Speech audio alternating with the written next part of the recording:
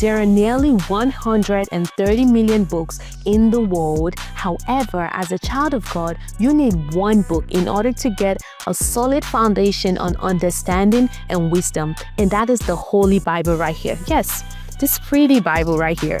Welcome back to Adesula Writes, where we step into ancient stories with a modern heart.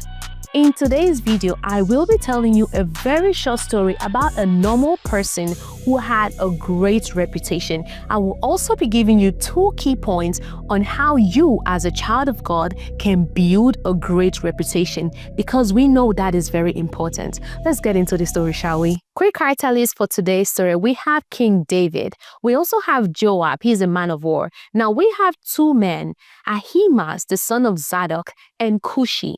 These 2 men are messengers. They bear tidings. Basically, they bring news. They're the newsboys. We're about to find out who brings good tidings and who has a reputation of bringing bad tidings. In one of my previous videos, we talked about how Absalom had overthrown his father and how King David was running from his son. Now, in this particular setting, what happened was that Absalom has been killed by Joab. Remember Joab? Yes, the man of war. Absalom had been killed, and someone needed to deliver this message to the king. Now, Ahimaaz, the son of Zadok. Zadok is a priest, so Ahimaaz is, okay, you got me, okay? You got me. I'm smiling because we love Ahimaaz. Ahimaaz is a good guy, all right? So Ahimaaz, the son of the priest Zadok, told Joab, and he said, let me run and go deliver tidings to the king. And Joab looked at him and was like, no, you shouldn't run, because Ahimaaz was known as a good person. They didn't want to put him in that situation to deliver a bad message to the king.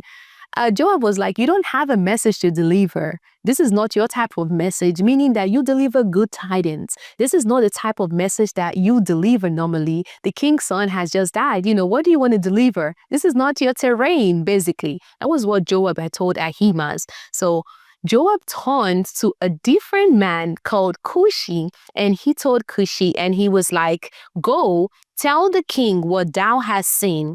And Cushite bowed himself unto Joab and ran. So now the setting is Joab, the man of war, after killing the king's son, he had to deliver the message to the king. Ahimaaz volunteered and was like, yo, let me go deliver the message to the king, because he loves to deliver tidings, right? And Joab was like, this is not the kind of message you have to deliver. Think about reputation when I'm talking about this. This is not the kind of message you deliver. And then he turned to someone else and he was like, Cushite, okay, this is the type that you deliver. Now run and go deliver this message to the king. Now that is what happened here. Ahimaaz did not stop there, and he was like, please let me deliver it. Let me just run. Let me just still run and go deliver tidings regardless. And Joab was like, all right, bet, go. So Ahimaaz was happy and he ran. While he was running, he outran Cushite, and obviously he was a faster runner. So he got to King David first, and when King David was before he could even get to King David, first of all, someone was watching and they saw someone running, and they were like, oh, there's a man running. They told that to David, and David was like, oh, if they're alone, they definitely have tidings.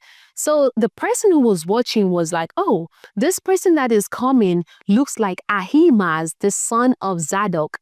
And what King David said was that, oh, if he's the one, then he definitely has good tidings, because he's a good man. Now, when he got there, of course, we both know there's no good news here. His son had just been killed. What did Ahimaaz do? So Ahimaaz's tidings to the king can be found in the book of 2 Samuel chapter 18 from verse 28. And I read, and Ahimaaz called and said unto the king, all is well. And he fell down to the earth upon his face before the king and said, blessed be the Lord thy God, which has delivered up the men that lifted up their hands against my lord the king. And the king said, is the young man Absalom safe? And Ahimaaz answered, when Joab sent the king's servant and me thy servant, I saw a great tumult, but I knew not what it was. And the king said unto him, turn aside and stand here. And he turned aside and stood still. Now, Ahimaaz definitely knew that the king's son had died because he was there. He was there with everybody. Like, he just wanted to have good tidings. So he knew that something was going on. He knew something was wrong. But when he approached the king, he did not come to the king with negative news. He came and he was like, "Blessed be the name of the Lord." That was why Ahimaaz had that reputation in the first place. Now, even though something bad had happened, Ahimaaz did not find himself to be the bearer of bad news. And as we can tell, like in our generation today, several people are just waiting for things to go wrong so they can be the ones to break the news. It's almost as if they're hunting for the bad stuff. There's something that we do, like it's called hunts the good stuff, right? But that's the opposite what people like to do, hunts the bad stuff. Ahimaaz is one of those people who love to hunt the good stuff. So even when he came to the king in a time where like there was so much writing on it, where something bad had just happened, he did not bring the evil tidings. He said, "Blessed be the name of the Lord." And he was like, there was something going on, but I don't know what was going on, because it was not about to be him that was going to tell the king that he had just lost his son. Now, what happened with Cushite? Obviously, Cushite ran up like, "King, your son had died," with a dab. And obviously broke the king's heart. So are you the type of person that would tend to be cushy, who wants to like just have the news so you can run and spread it around like, "Oh, this is happening, this bad thing is happening"? Or are you Ahimaaz, who can be trusted, who has a reputation for good things? Now, that is the story. How does this relate to us as children of God in building a great reputation? Number one, loyalty is key. One thing you didn't see in the passage where I read, but was there in the chapters beforehand, was that Ahimaaz was loyal to King David. Before now, when Absalom has set a trap for his father and was trying to overthrow his father and all those things, Ahimaaz was still loyal to King David and was, as a result, feeding him information of what was going on.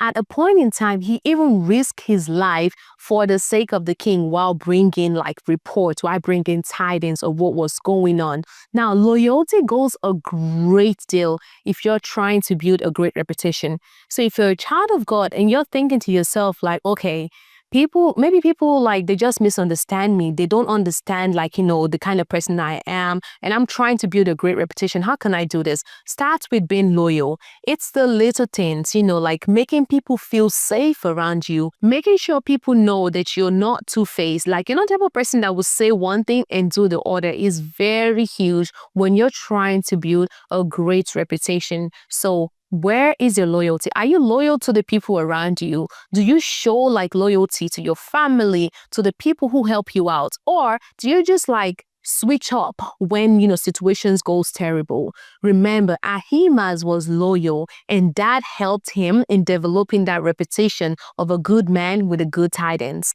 The second key is you need to be genuinely concerned about people. Ahimaaz ran up to the king to give him good tidings first so that his heart, imagine you're waiting for a news and someone is about to come give you news and they're like, "Guess what? I have news for you." And like, you're already like, your heart is already like right there in your arms. He understood that the king just needed a little bit of pressure to release the pressure. So he served as that channel where he can tell the king like, "Blessed be the name of the Lord. Everything is fine. All is well." Because that is what people need to hear at some point in time. Do not be the type of person that people know like, "Oh, if something is going wrong, she's the person that's going to come tell us. He's the person. Oh, is he coming? Oh no, things are, messed up." Do not be that kind of person. Have a genuine concern for people. Think to yourself, like, when I'm about to tell someone like a really bad news, how is the person feeling? Like, this person you're telling is also like a human being. So having a genuine concern for others will help you to put yourself in other people's shoes. And this will help you to know like, okay, this is not the time for me to tell them this. This is probably a better tidings to tell them. Do not be a negativity magnet, because when people see that, nobody wants to associate with you, and that will not give you a great reputation. Having a genuine genuine concern for people will help take you steps towards building a great reputation for yourself. Remember, the key points for today's story was number one, loyalty. Make sure you're loyal to the people around you. And number two, having a genuine concern for the people around you can help you develop a great reputation. Y'all, this is the end of today's video. As always, I love you and God loves you more.